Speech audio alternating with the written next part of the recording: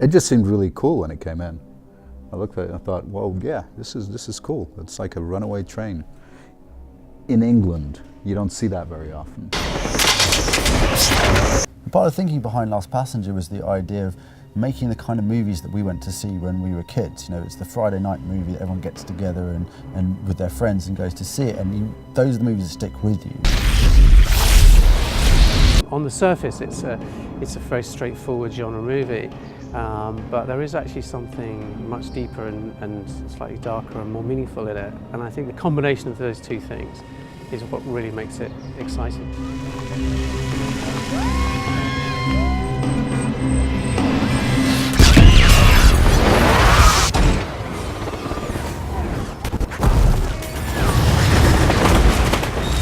It was so ambitious.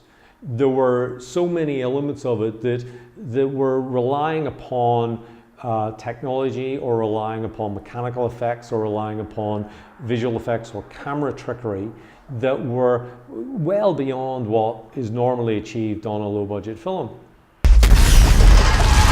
We kind of took it on and said, okay, well, this could work. Let's try it and see how it goes.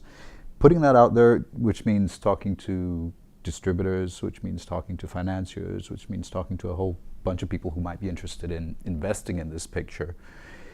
And it wasn't working.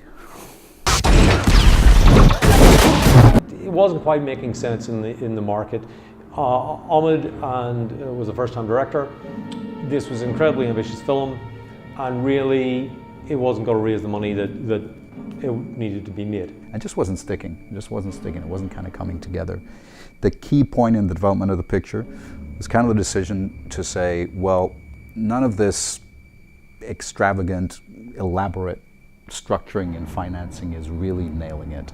Let's keep it simple and let's make it cheap. Welcome on board train to Tunbridge Wells.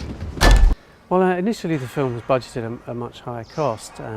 You know, and it's now, you know, £1.5 million thriller, which is, you know, £1.5 million is a very low budget for any film, let alone this kind of film. You keep that concept, but then you take the price down to here.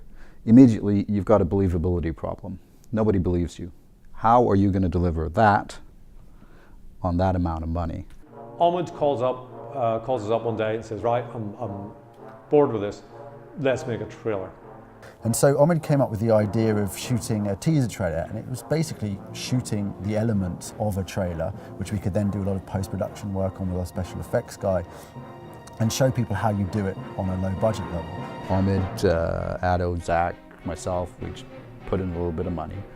Came up to the grand total of £500, and we went out and shot a trailer.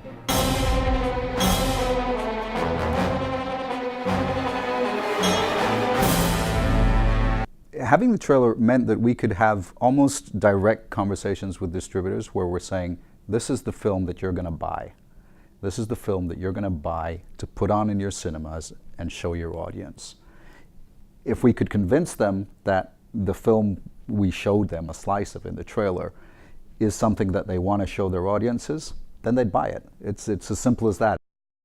It went out to a couple of selected kind of distributors, people who had expressed some kind of interest in the script and the concept of making a film with Ahmed as a first-time director.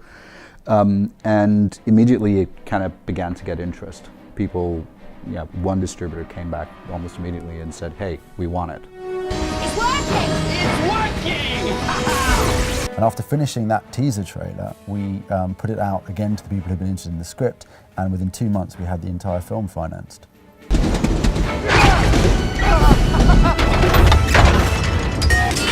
The key thing about this way that we use to get there is that it's about listening to your audience.